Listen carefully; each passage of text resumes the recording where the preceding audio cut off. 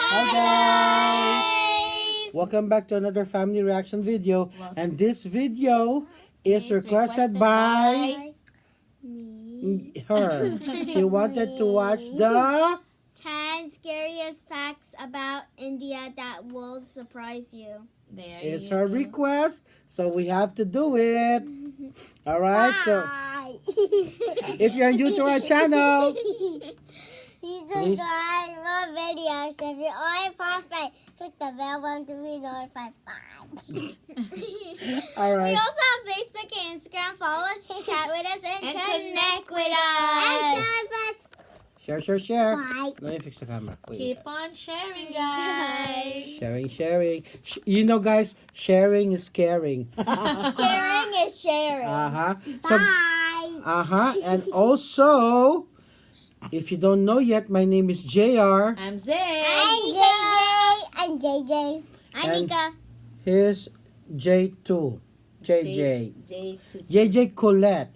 No. No, not Colette. Alright. It's only JJ, alright, guys? And yeah, 10 scary facts about India that will surprise us. Okay. Ready? See if it's gonna surprise us. Okay. India is an absolutely beautiful and amazing country. India has the most beautiful white sand, Oh, I found a scared thing. crystal clear water, the best diving, and the most beautiful coral reefs in the world. But it really needs a lot of help in certain areas. Men are more superior than women, and that this is their caste, that is our caste, we are upper caste, that is lower caste. We have to get away from all of that. Muslims are being oppressed, or the minorities are being oppressed. So that's what I feel. My name is Leroy Kenton, and welcome to another episode of FTV Facts. And in this episode, I'm going to be exploring 10 scary facts about India that are definitely going to surprise you. Starting off with number 10 all the way down to number 1. First thing I want to touch on is the poverty in India. It's estimated that 1 in every 5 Indians is poor. Now, the problem with poverty is improving big time. However, when we look at statistics, we see that over 270 million Indians live below the poverty line. And that's crazy to think that a country so massive and diverse and cutting edge as India, that so many of its residents can barely even afford basic needs. 40% of the people don't have house to live. They don't have enough to eat.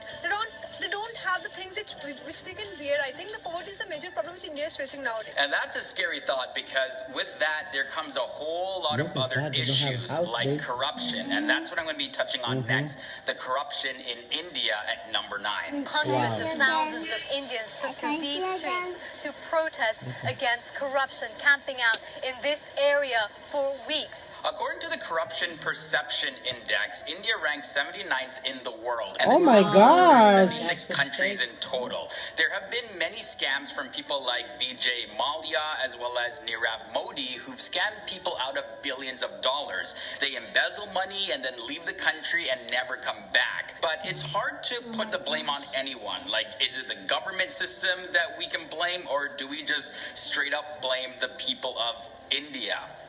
Many Indians feel corruption is still deeply entrenched and on the rise. In at number 8, we have brain drain. Now, this is a big problem that's pretty scary for the future of India. Brain drain refers to highly trained or very intelligent people moving from one country to another. And in recent years, brain drain has been happening in India at a rapid rate. India has seen an increase in brain drain over 80% since the year 2003.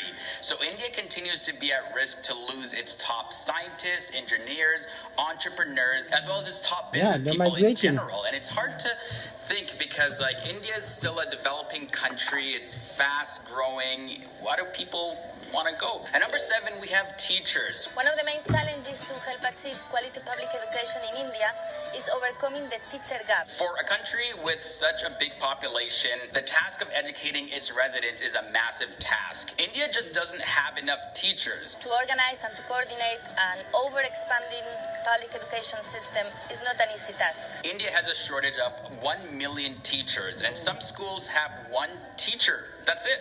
As a matter of fact, according to reports, India has over 100,000 single teacher schools.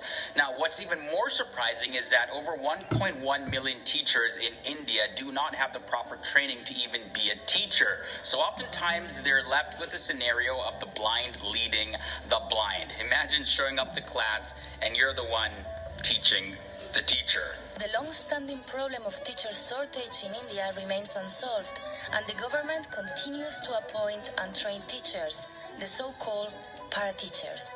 Now, it's not just a shortage of teachers India faces, but also a major shortage in its doctors. Healthcare institutions in our country are fraught with an acute shortage of medical staff, and the lack of infrastructure puts a question mark over the healthcare service delivery in the country. Why this is so scary is that many people have to wait long periods of time before getting treated and being seen by a doctor. Stats show that one doctor in India on average serves 1,668 people. There is only one government hospital bed for every 1,844 people and one state-run hospital for every 55,591 people. Doctors are often attacked because, well, people just get fed up with waiting so long. This leaves the doctors to have to protest for their own safety. Some doctors claim they routinely face threats from patients and their relatives, and they want the government to introduce a law to ensure better security at all hospitals. Halfway at number 5 in this episode, we have jobs. The report explains that at the core of the problem are fewer job opportunities, which in turn lead to low wages. Estimates indicate that in India, there are over 30% of its young people who are actually unemployed. They also aren't in any sort of education system and lack training to even get a job. These stats only take into account people between the ages of 15 and 29. And what makes this exceptionally scary is that more than 60% of Indians are under the age of 35. Next up, I want to look at the judicial system. This number is most likely going to continue to climb, but from the year 2017, India had 2.8 million cases that were pending. 23 lakh cases, which are over a decade old, are pending in various subordinate courts of the country. Total nearly 2.5 crore cases pending in the lower courts. But if this shortage of 15,000 judges was met, these cases could actually at least have a fighting chance to be settled in court. So just imagine you're a part of a very big case, or even something small, whatever, right? You'd probably have to wait years upon years to even get a chance to have this handled in court. That must be frustrating.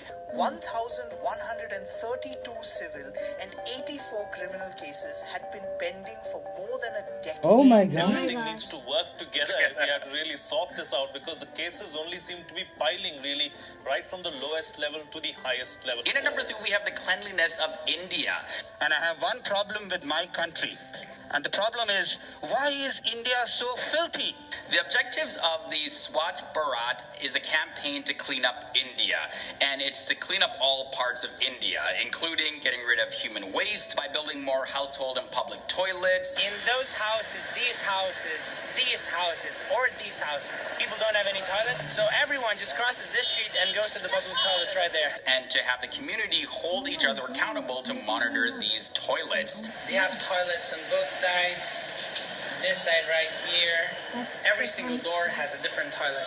Contrary to what people believe, the dirtiness of India isn't caused by a lack of money, but rather it's more attributed to people's attitude towards cleanliness. Our budget goes up 10 times. Do you think our cities will be clean? What do you think? And the answer is no. I think we all realize it's not about money or systems. It is about us as a people.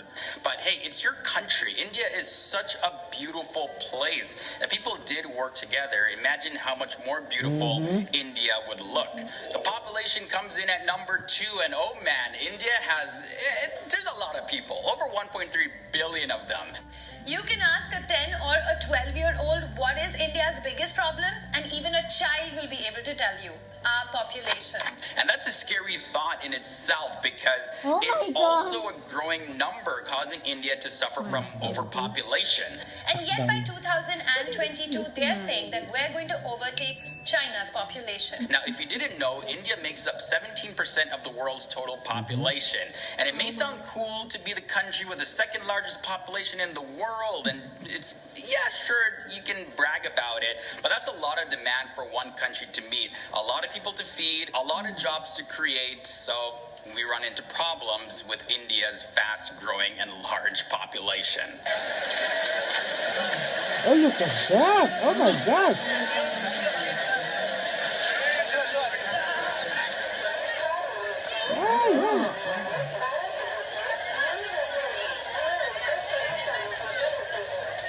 And at number one, like, I didn't really want to talk about this, but I gotta touch on the assault on females. As Stuart Greer reports, the government has toughened laws on sexual violence against women, but it remains deeply entrenched in India's staunchly patriarchal society. According to the latest numbers in India, there's 106 rapes that happen per day. That's upwards of 40,000 per year. Now, these type of stories often plague the news headlines, and it's a growing concern, not just for women, but for men too.